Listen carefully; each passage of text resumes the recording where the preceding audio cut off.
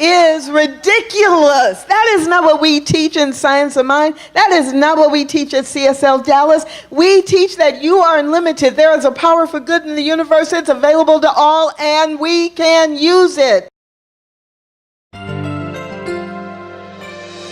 love that one line in the song that talks about hold on to what you believe, right? And, okay, I forgot it again. Hold in your heart all that you desire. That's why it didn't rhyme. Okay. Hold in your heart all that you desire. And what you never wanted, let it burn in the fire. Let it burn in the fire. The power of no. Let the power of no be like the fire that burns out everything that does not fit, everything that is not in alignment with who you want to be and how you want to be in the world.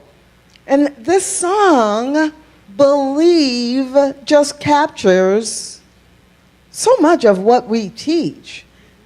That we get to choose what we believe and how to express it in the world. And we get to choose what to believe, and by choosing what we believe and living in alignment with it, our physical experience of life begins to reflect that which we believe. Now, sometimes we say we believe in all good things and love and joy and happiness, and our lives don't reflect it. And we're like, but I believe in love and joy and happiness. Why is this thing happening to me?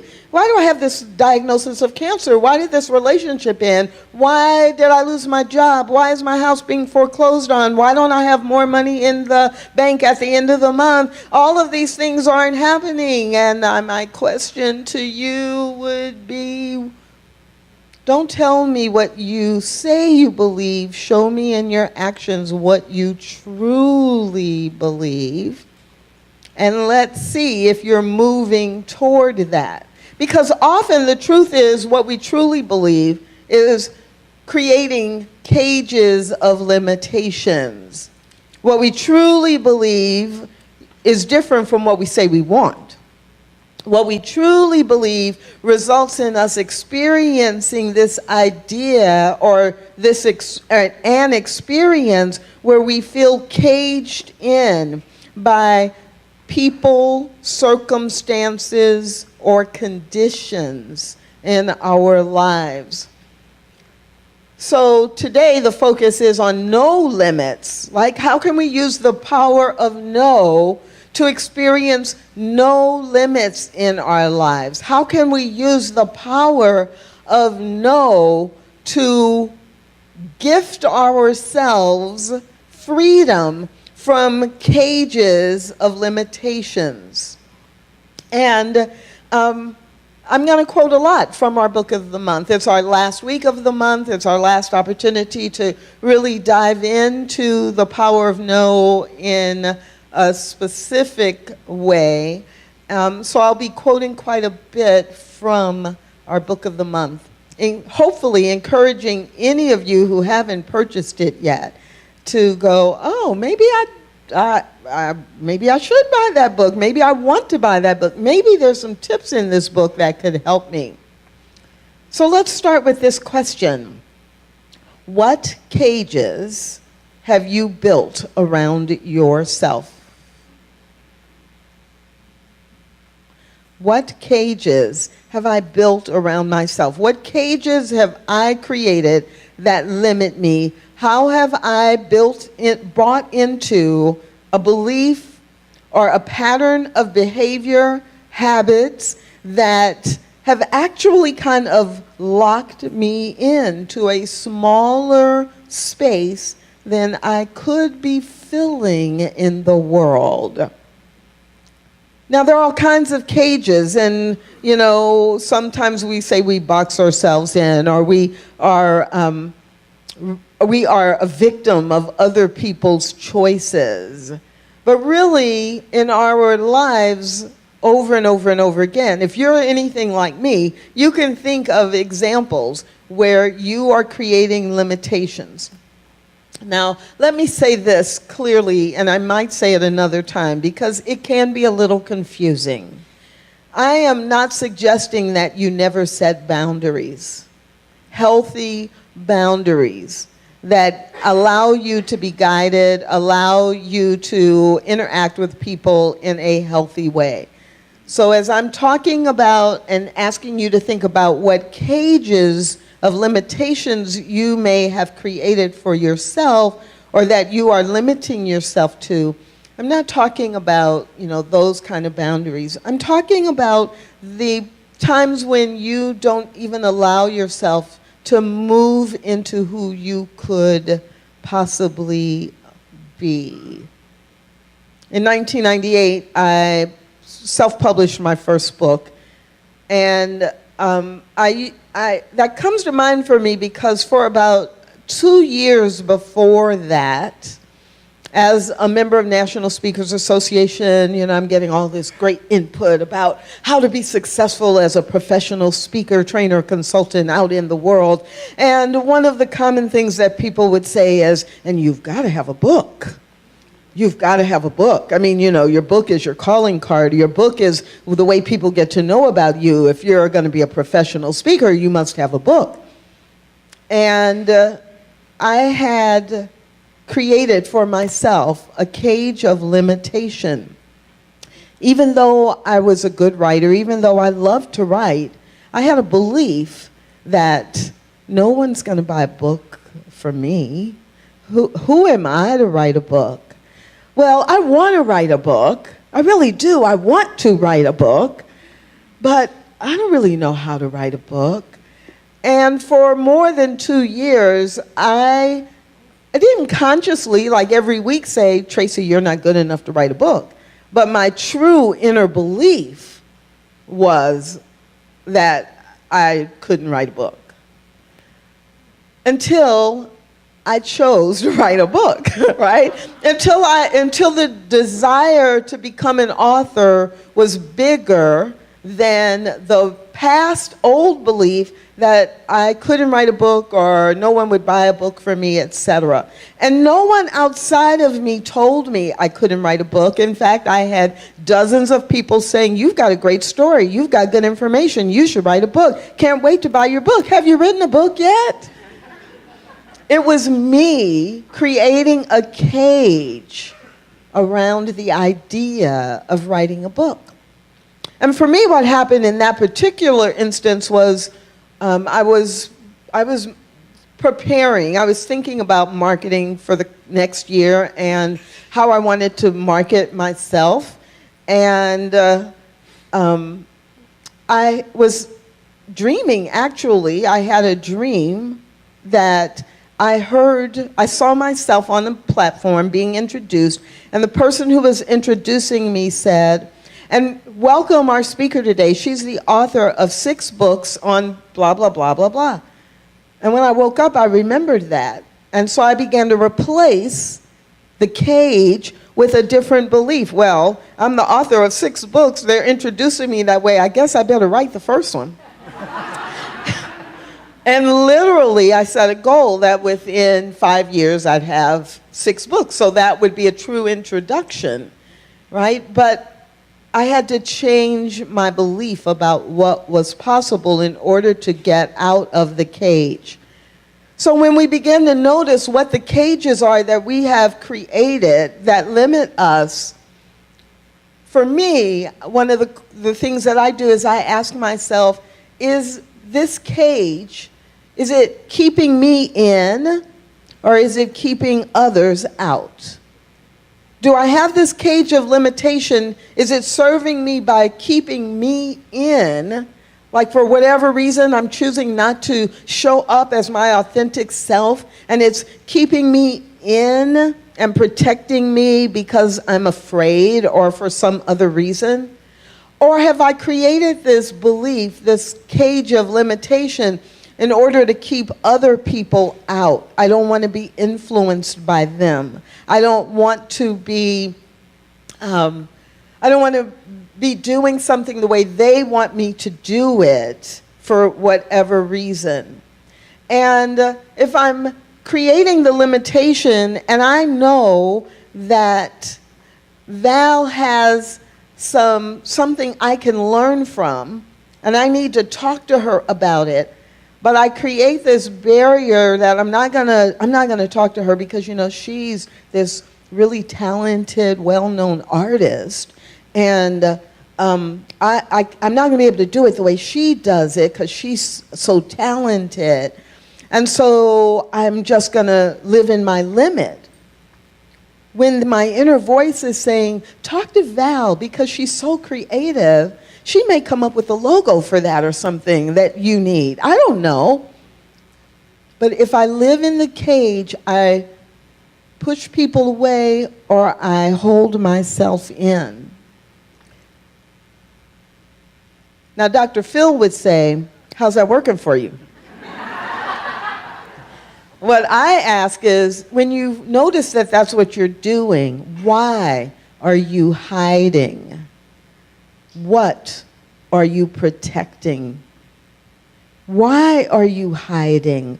What are you protecting? There are times to hide, I guess. There may be times to protect yourself, I'm sure.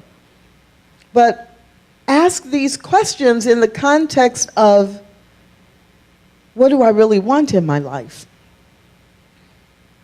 If I am studying to be a licensed practitioner in science of mind, and I have taken almost all of the classes, and I am standing in the place of having the final 90 hours of classes, I'm in Prac 2. And I know over there where I want to go is I am on my way to becoming a licensed practitioner. I feel the call. I have stepped out of the initial cage of limitation that says I can't do it. I've taken the classes. And then I get to this point where the final cage of limitation is, well, I know I have a lot to learn, but I'm not going to go talk to Anita, who's been a practitioner for a while, because, she might think I'm stupid, or she might think I'm, not good enough. Well, and, Kip offered to mentor me and answer any questions I have, but I'll look bad if I ask a bad question or a dumb question. And so I'm actually building a cage around myself that slows down my progress to being an amazing licensed practitioner of science of mind. Do you know what I'm talking about? So, and so it may not be for you. For most of you, it's not moving from being a member of our community to being a licensed practitioner. But what is your journey? What is it that you're on the journey moving from where you were to where you want to be, and you can't see the detail of it, but you know the direction you need to go. But you keep standing in, creating these little cages of limitation. Ask yourself, what are you hiding? Why are you hiding? What are you protecting yourself from, you think? Because until you do that, you are not prepared to move out of the cage, to claim your freedom. Ernest Holmes writes in the Science of Mind textbook that limitation is not in principle and it is not in law. Meaning it is not spiritual principle that there can be limitation, because what we know is that spirit, the creator of all of life, has no limits, has no boundaries. We don't even really have words that can describe the unlimited nature, the infinite nature, the always present, all-powerful, all-knowing nature of the divine. Yes? So limitation is not spiritual principle. It's not spiritual law, except as the individual uses principle. So in the fact that I believe there is a limitation, the law says yes, because the law provides me what I believe and what I claim to be true for me.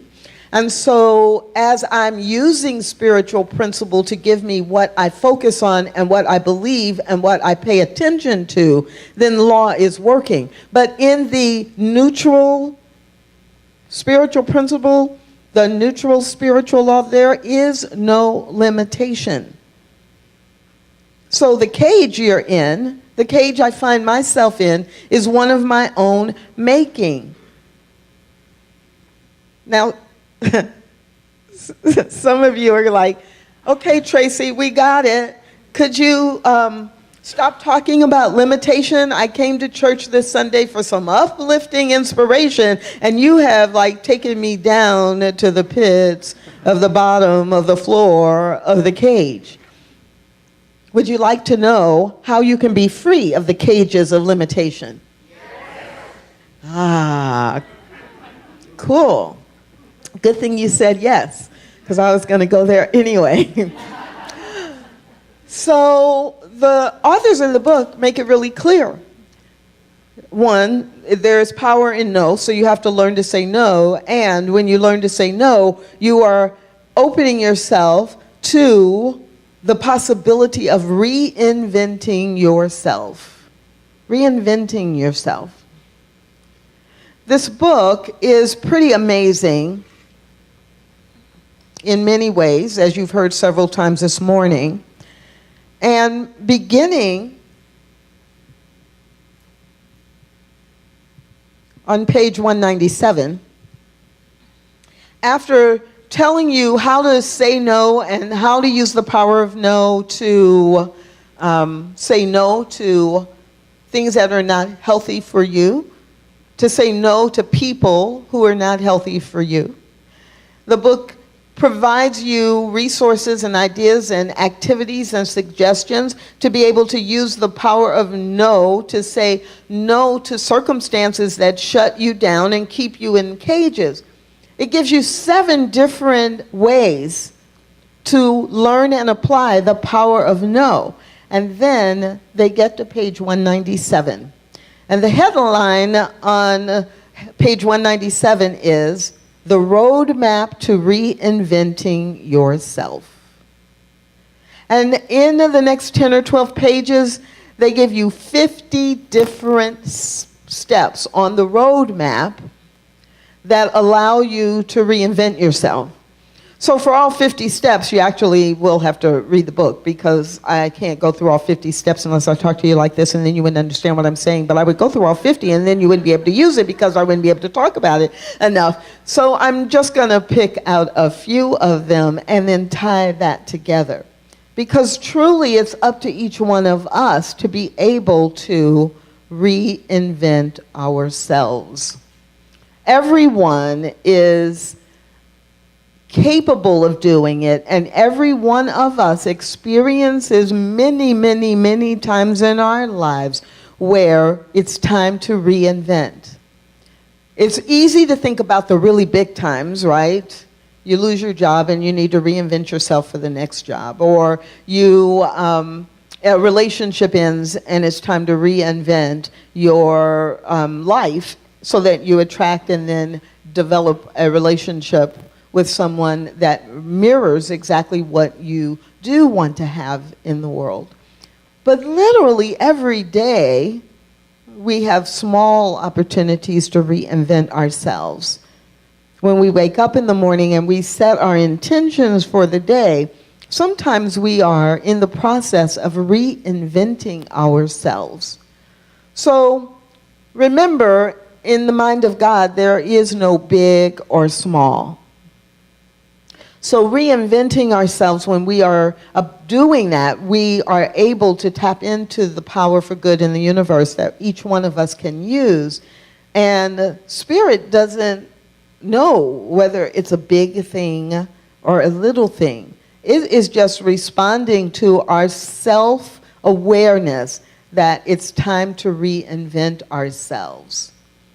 Now, in the book, in The Power of No, in this section about reinventing yourself, One of the things it says is it takes time to reinvent yourself.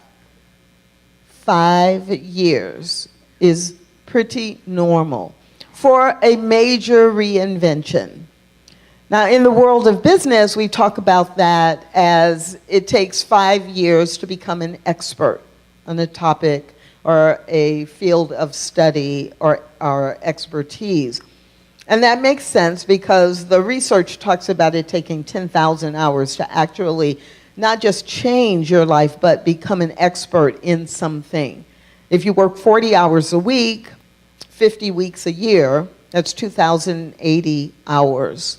5 years of that, you're over the 10,000 hours mark. In the book, they just simply talk about how you're building credibility and how you're building consistency and how you're building in each year as you go on a reinvention journey. You are adding to that where then all of a sudden by year 5, if not sooner, you are actually experiencing that which you imagined. That is true whether it's in relationships, whether it is in our individual life and how we see ourselves as we grow and transform into loving ourselves more, or whether it is being a professional or an expert in a field of study. Do not be discouraged. You will see results very quickly. Just don't get confused that because you don't see the final result in a few days or weeks or months, that nothing is happening. The authors say, don't try to find the end of the road. You can't see it in the fog. And when you are starting a reinvention journey, you actually, even though you may have a clear idea of where you want to end up or where you're going, you're actually in the fog because you're in the fog of what's happening right now. And your job is to stay completely focused on where you want to go and take the next step toward that. That's your job. And while you're doing that, to use your spiritual practices and your spiritual principle in order to stay focused, keep your consciousness aligned, and be very clear.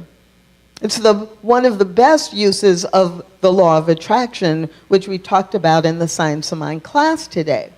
If I'm clear about what I want to attract, that's great.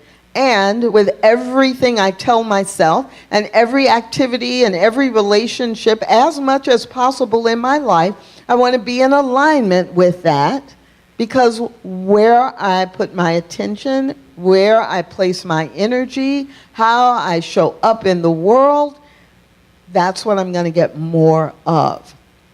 So don't try to find or see or claim the end of the road. You can't see it from where you are. And even if you're in year 4 of a 5-year journey, guess what? You probably hit everything you thought you were going to hit around year 3. But by then you realize you didn't know what you didn't know, right? And so at year 3, you're like, oh, I'm not done. That was just the halfway mark. Let's keep going. So you can't see it from the fog, but you have to stay completely focused on it. Then they also say, don't let or use health as an excuse. So there's always health, and there's actually always perfect health. Like whatever our health is on a spectrum is where we're supposed to be for whatever reason, and it's showing up in the way it's showing up. So we can't use our health as an excuse, because then we're focusing on what's not working. If there's something that we consider wrong happening in our health, or bad, or challenging, or painful, we can't use that as the excuse. That's just saying, well, I believe in God, and I believe in the law of attraction, and I believe I can have something really good in my life. But, right now, my back hurts and my feet hurt, and I need some dental surgery. And so, that's going to keep me from doing anything toward my goal. And so I'm going to spend all my day complaining about the pain I have. And I'm going to spend 3 hours on the internet today looking at what these symptoms mean. And okay, so my back hurts, and maybe I sprained my ankle, and I need some dental surgery. Okay, that's true.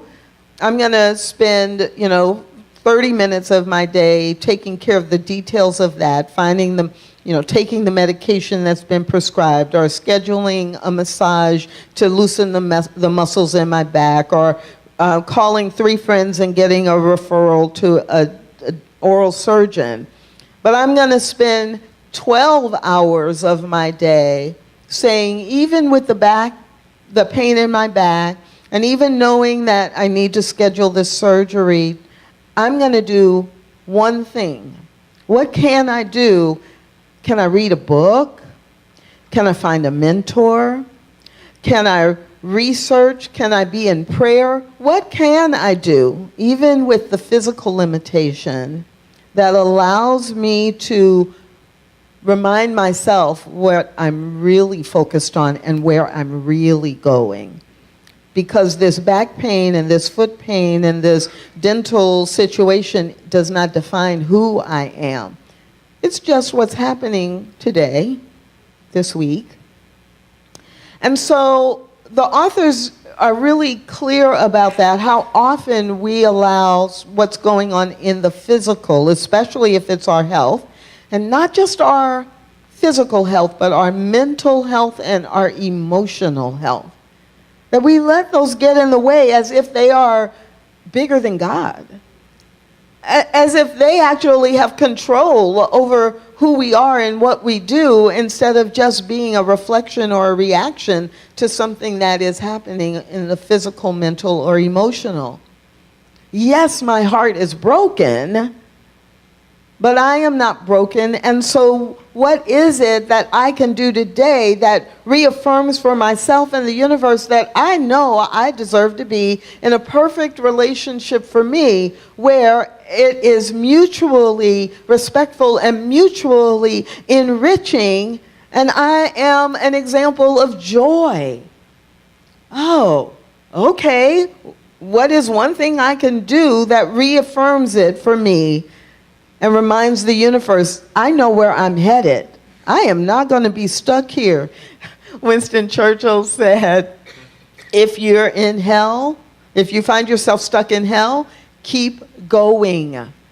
Like, don't stop while you're in hell and make your home there and go, oh, this is who I am. This is how my life is. Oh, I'm going to be this for the rest of my life. No. Keep going through it so you can get to the other side, and so you can move toward who you want to be, so that you can be the example. Let your test be a testimony, right? So the authors say don't use health as an excuse. But then after they write about that, at the very end they say, okay, if it's something that's so big, then you are so consumed by it that you cannot think of even one thing that you can do that reflects where you're going, then change your focus and reinvent your health first. And then make reinventing your health your first reinvention. And once that's reinvented, then go back to, or, then choose the next thing that you want to reinvent in your life. Does that make any sense to you all at all? Are you with me? And then one of my favorite quotes in the book is, don't be as stupid as your brain.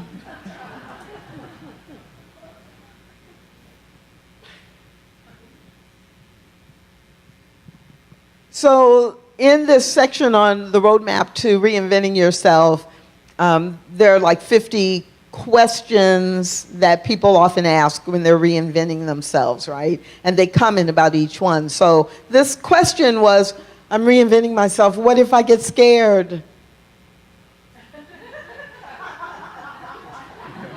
Okay, Slight digression in Science of Mind, and here at CSLDallas, you've heard us say many, many times, if you're not scared when you're reinventing yourself or choosing something new, then your goal isn't big enough, right? Like you're not really stretching yourself if you don't have a little bit of fear. But back to the book. So, what if I get scared? If you're feeling overwhelmed, break it down. Sleep for 8 to 9 hours a night and never gossip. So they go on to talk about why sleep is so important and how important that is in moving toward your goal. And then the next paragraph starts with, now what about gossip? The brain biologically wants to have 150 friends. We're talking about friends, not just, I know some of you have 4,000 friends on Facebook. But the brain biologically wants to have 150 friends. Then, when you are with one of your friends, you can gossip about any of the other 149. If you don't have 150 friends, the brain wants to read gossip magazines, read Facebook, watch the news, read the celebrity magazines when you're standing in line in the grocery store until it thinks it has 150 friends. Don't be as stupid as your brain.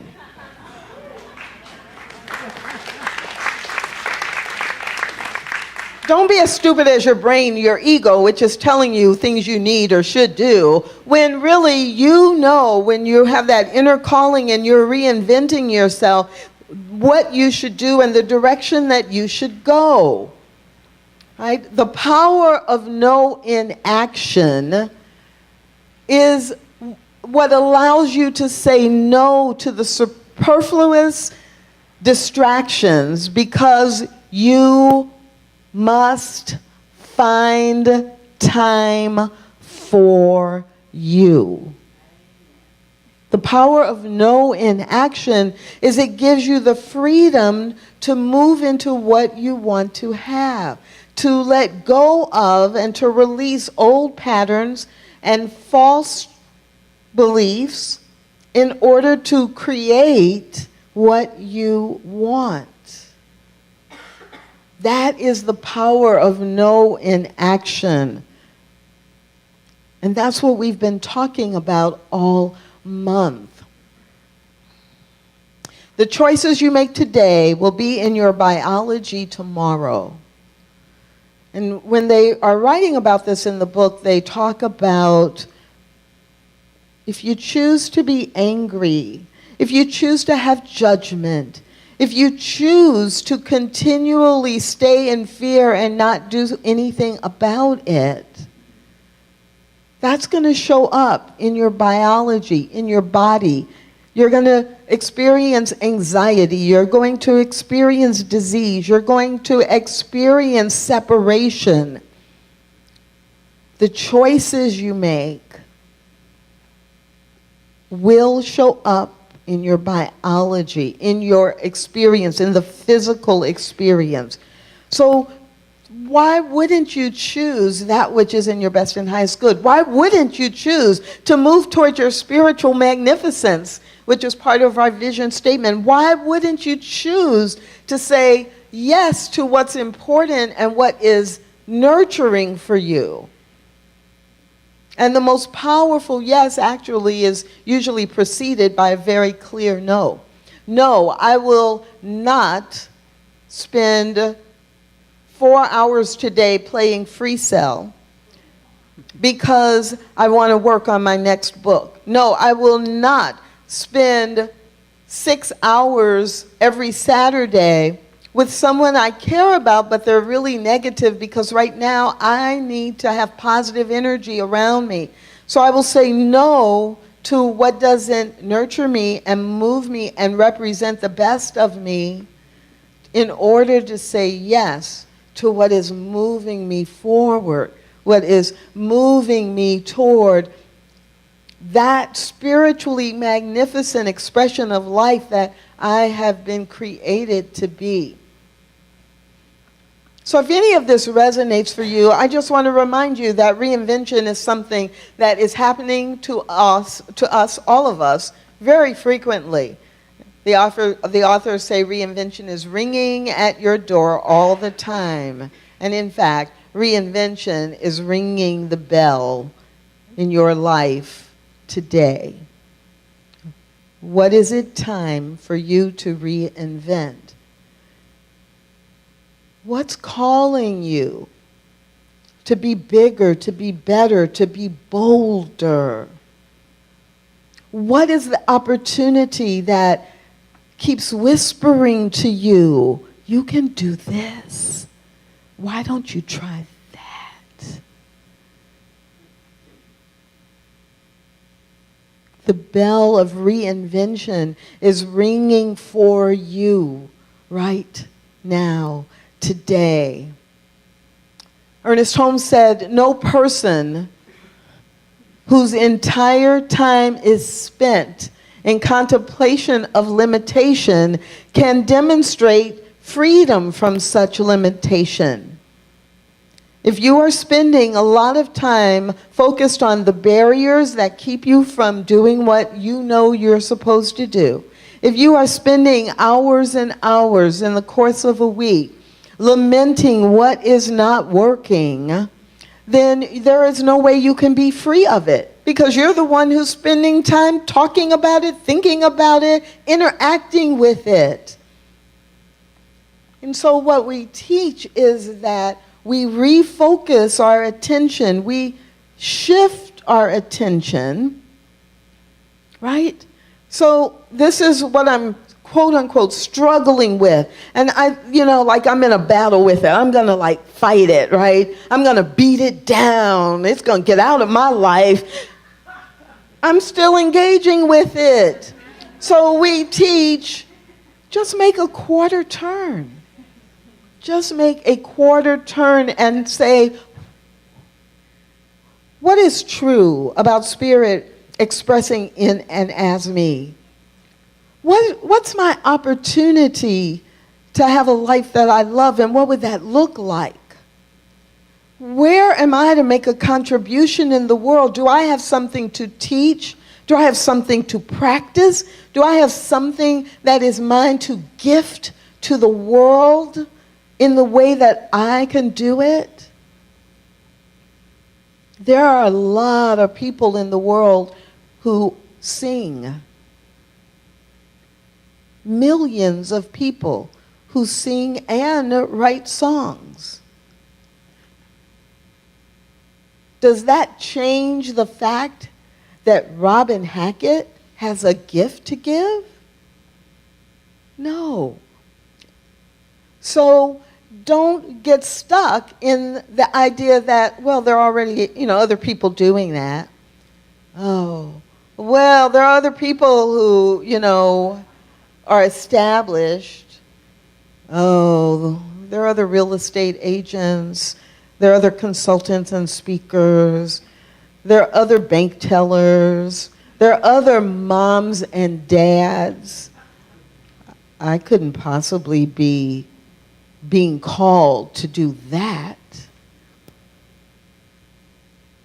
That is ridiculous. Yes, I'm standing here thinking, should I say it's bull?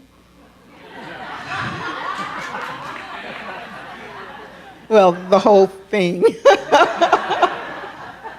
It is bull, and it is ridiculous. That is not what we teach in Science of Mind. That is not what we teach at CSLDallas. We teach that you are unlimited. There is a power for good in the universe. It's available to all, and we can use it. We teach that you can reinvent yourself. I know that that's true because when I look at Carol, I see the presence of God in her.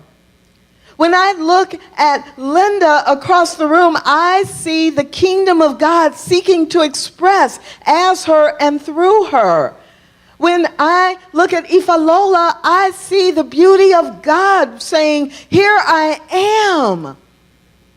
That's who you have come here to be. There is no other Zach. There is no other Jim Barong. There is no other Reverend Vince. There is no other that can do what you have been placed here to do. So the reason you say no is this. You say no to the things that are distractions so that you can say yes to the unlimited flow of good that can only express in you, as you, and through you. So I do see the kingdom of God in you. I see the presence. I see the love. I see the power of God in you. And some of you, when you see these words, you know we have an amazing song that reminds us of this. And Lainey's going to help us remember. I see the kingdom of God in you, moving in everything that you do. No matter what, this will always be true.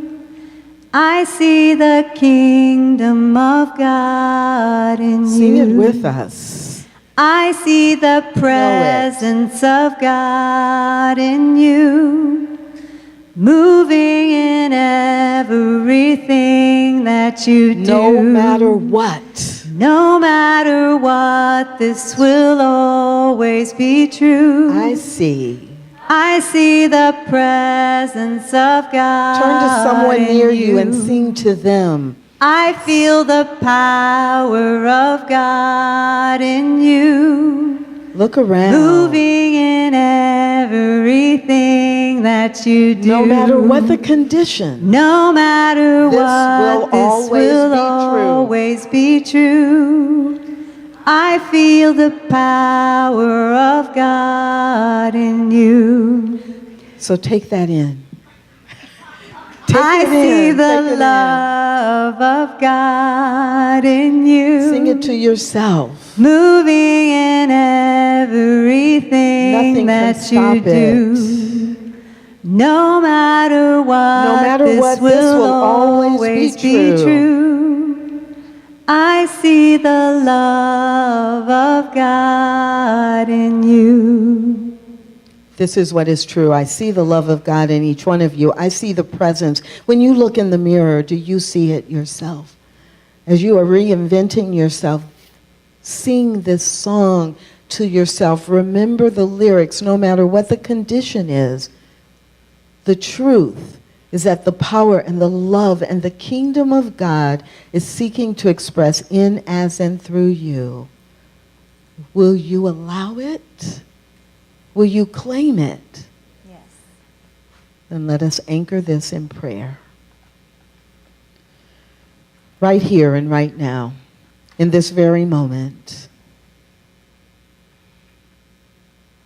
The infinite intelligence, love, joy, peace, that is the divine, the creator of all life, is seeking to express itself and expand itself in life, in love, and in each one present.